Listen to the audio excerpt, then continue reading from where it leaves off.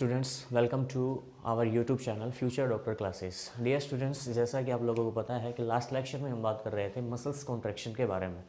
तो आज हम इस लेक्चर में बात करेंगे स्पेशली किसके बारे में कि मसल्स कॉन्ट्रैक्शन कैसे होता है, उसका मैकेनिज़्म क्या है। तो चलिए स्टार्ट करते हैं कि मसल्स मैकेनिज़्म कैसे होता है, मसल्स का कॉन्ट्रैक्शन रिलैक्सेशन कैसे होगा, वो सारी चीज़ें हम यहाँ डिस्कस करने वाले हैं।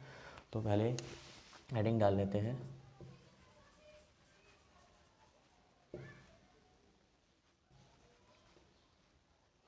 Muscles, mechanism of muscles. ठीक है,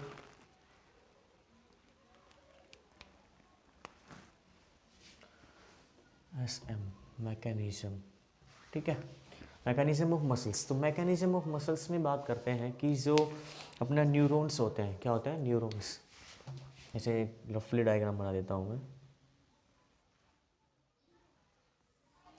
ये क्या होता है, न्यूरॉन्स का नर्व एंडिंग होता है ये, जिसे साइनेप्टिक नोब कहा जाता है। और यहाँ प्रेजेंट होता है अपना मसल्स। ठीक है, तो मसल्स के अंदर जो होता है इसे हम क्या बोलते हैं, सर्कोप्लाज्मा।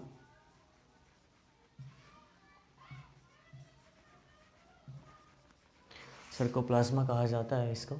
और इसकी जो मेम्ब्रेन है, इस मेम्ब्रेन को कहते हैं सर्कोलेमा।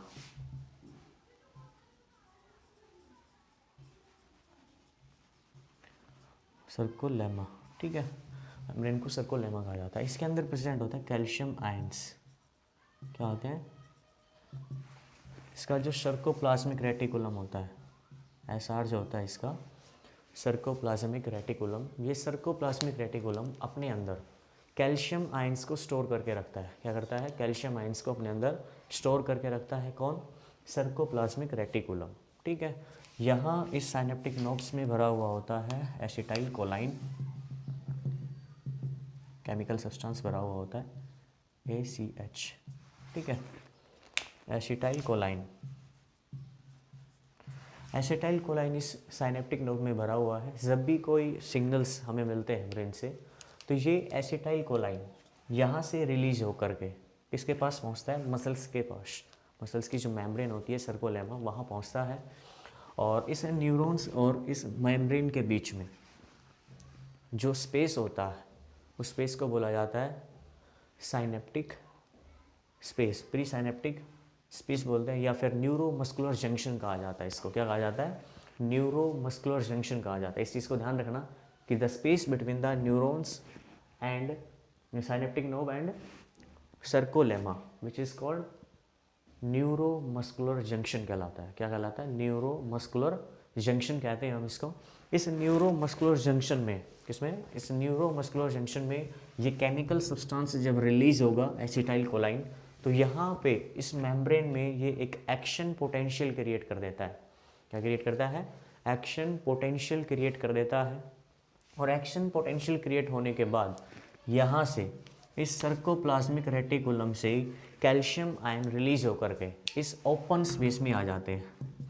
ठीक है, इसके सर्कोप्लाज्म में आ जाते हैं। सर्कोप्लाज्म में आने के बाद, सर्कोप्लाज्म में आने के बाद जो अपना एक्टिन फिलामेंट था, क्या था, एक्टिन फिलामेंट। इस एक्टिन फिलामेंट पे क्या प्रेजेंट होते हैं, ट्रोपोनिन। ठीक है, ट्रोपोनिन प्रेजेंट होता है। जैसे लास्ट लेक्चर में हमने डिस्कस किया था कि जो अपना एक्टिन फिलामेंट होता है, इस पे ट्रोपोनिन प्रेजेंट होता है। और इस ट्रोपोनिन का ये क्या करता है, बाइंडिंग साइट रखता है, मायोसिन को बाइंड करवाने में हेल्प करता है। ठीक है, तो वहाँ पर क्या होता है, जब ये कैल्शियम आयन रिलीज होगा तो इसके पास पहुँचता है। तो इसके जो कवर लगा हुआ होता है, इस पर जो बाइंडिंग साइट होती है उस पर जो कवर लगा होता है, उस कवर को ये हटा देता है। हटाने में सहायता करता है कौन, कैल्शियम आयंस। और ये हटने के बाद जो मायोसिन फिलामेंट है, ये एक्टिन फिलामेंट से जा कर के क्या हो जाता है, अटैच हो जाता है, एक क्रॉस ब्रिज बना लेता है। ठीक है, क्या बना लेता है, क्रॉस ब्रिज बना लेता है, यानी कि एक दूसरे से कनेक्ट हो जाते हैं ये। ठीक है, कनेक्ट होने के बाद फिर ये कॉन्ट्रैक्ट स्लाइड करना शुरू करता है। और इसी कॉन्ट्रैक्शन को स्लाइड करने को, यानी कि एक फिलामेंट पे दूसरा फिलामेंट जब स्लाइड करता है, इसी बेस पे इस थ्योरी को दिया गया था। कौन सा था वो? Sliding filament theory. क्लियर है? आई होप यहाँ से आपको क्लियर हो रहा होगा। तो यहाँ पे एसिटाइल कोलाइन सब्सटेंस जब यहाँ से रिलीज होता है न्यूरॉन से, तो ये जो सर्कोलेमा है इसकी मेम्ब्रेन पे जाकर के एक्शन पोटेंशियल क्रिएट कर देता है, और उस एक्शन पोटेंशियल के क्रिएट होने से जो इसका मसल्स है, मसल्स में प्रेजेंट होता है सर्कोप्लाज्मिक रेटिकुलम। ठीक है, ये सर्कोप्लाज्मिक रेटिकुलम जो होता है ये कैल्शियम आयंस स्टोर करके रखता है। सर्कोप्लाज्मिक रेटिकुलम जो है ये कैल्शियम आयंस को स्टोर करके रखेगा, और यहाँ से जैसे ही एक्शन पोटेंशियल क्रिएट होता है, एक्शन पोटेंशियल क्रिएट होने के बाद ये कैल्शियम आयन रिलीज करना शुरू कर देगा, और वो कैल्शियम आयंस जो हैं वो calcium ions open space muscles के अंदर जा कर के इकट्ठे हो जाते हैं। इकट्ठे होने के बाद वो कैल्शियम आयंस ट्रोपोनिन जो मास्क पहने हुआ होता है, जो बाइंडिंग साइट्स पे मास्क लगा हुआ है, उस मास्क को हटा देता है ताकि उससे मायोसिन फिलामेंट अटैच हो पाए। तो उसके अटैचमेंट में सहायता करता है कौन? Calcium ions. ठीक है, तो केमिकल सब्सटेंस का नाम क्या है? एसिटाइल कोलाइन। और जो ट्रोपोनिन है इसकी एक्टिव साइट जो होती है, बाइंडिंग साइट जो होगी, जो मास्क पहने हुए है, जो कवर लगा उस पर, उसको हटाने के लिए कौन सा आयन रेस्पॉन्सिबल होता है? तो इसमें आपको क्या लिखना है? Calcium ions. ठीक है, यहाँ तक समझ में आया? चलो ठीक है। इसके बाद क्या होगा कि ये मसल्स यहाँ पे कॉन्ट्रैक्ट करना शुरू कर देंगे। इसमें जब कनेक्ट होंगे तो ये क्या करेगा? एक्टिन फिलामेंट को स्ट्रेच करेगा, खींचेगा, फिर रिलैक्स स्टेज में आता है। ठीक है, फिर एक तो ये एक्टिन बाइंडिंग साइट था मायोसिन पे, वहाँ से एक्टिन और मायोसिन आपस में क्या हो गए?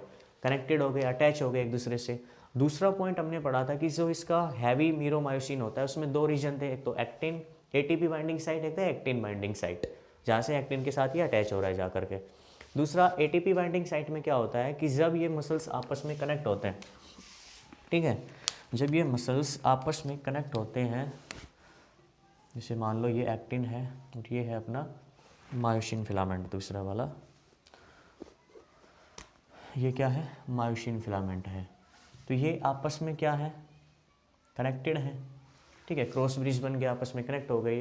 तो यहाँ जब ये इसके साथ कनेक्टेड है, क्लियर है, तो यहाँ पे एटीपी आकर के इसके साथ अटैच हो जाता है, और जब ये रिलैक्स स्टेज में आएगा तब इसका ब्रिज टूटता है, तब ये यहाँ से क्या बदल जाता है? किसमें? एडीपी में कन्वर्ट हो जाता है।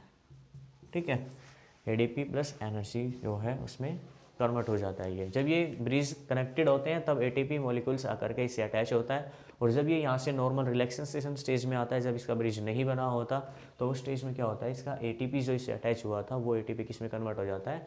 एडीपी में कन्वर्ट हो जाता है। तो ये साइकिल इसमें चलती रहती है मसल्स कॉन्ट्रैक्शन और रिलैक्सेशन के टाइम पे। तो ये छोटी सी बात थी जो हम इसमें जानने थे कि मसल्स कॉन्ट्रैक्शन का मैकेनिज्म कैसे होता है। एक बार मैं फिर से रिवाइज कर देता हूँ, ध्यान से सुन लीजिएगा कि जो अपना न्यूरॉन्स होता है, न्यूरॉन्स का जो लास्ट नर्व एंडिंग होती है, ठीक है, जिसे साइनेप्टिक नोब कहा जाता है, तो इस नोब के अंदर जो है केमिकल सब्सटेंस भरा हुआ होता है, और उस केमिकल सब्सटेंस को हम क्या कहते हैं? एसिटाइल कोलाइन कहा जाता है। क्या कहा जाता है?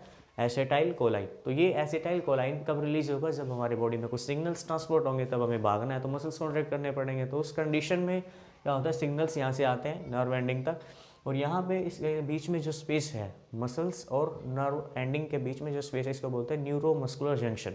और न्यूरोमस्कुलर जंक्शन में जैसे ये रिलीज होगा केमिकल सब्सटेंस, तो इसकी जो सर्कोलेमा, ये जो मेम्ब्रेन है आउटर मोस्ट इस मसल्स की, इसमें एक्शन पोटेंशियल क्रिएट हो जाता है, और उस एक्शन पोटेंशियल के क्रिएट होने से वहाँ पे क्या होगा? कैल्शियम आयन रिलीज होंगे। कहाँ से? सर्कोप्लाज्मिक रेटिकुलम से, और वो सर्कोप्लाज्मिक रेटिकुलम से रिलीज होकर के इस मसल्स का जो ओपन स्पेस है, खाली स्पेस है सर्कोप्लाज्मा, वहाँ जा कर के एक्टिन फिलामेंट पे जो अरेंज्ड है ट्रोपोनिन, उस ट्रोपोनिन के मास्क को वहाँ से हटा देता है, जो उसको मायोसिन फिलामेंट से अटैचमेंट में हेल्प करता है।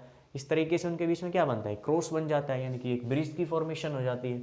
ठीक है, तो ब्रिज बनने के बाद क्या करेगा? मायोसिन फिलामेंट एक्टिन फिलामेंट को खींचता है, स्ट्रेस करता है। ठीक है, और कॉन्ट्रैक्शन रिलैक्सेशन का प्रोसेस स्टार्ट हो जाती है।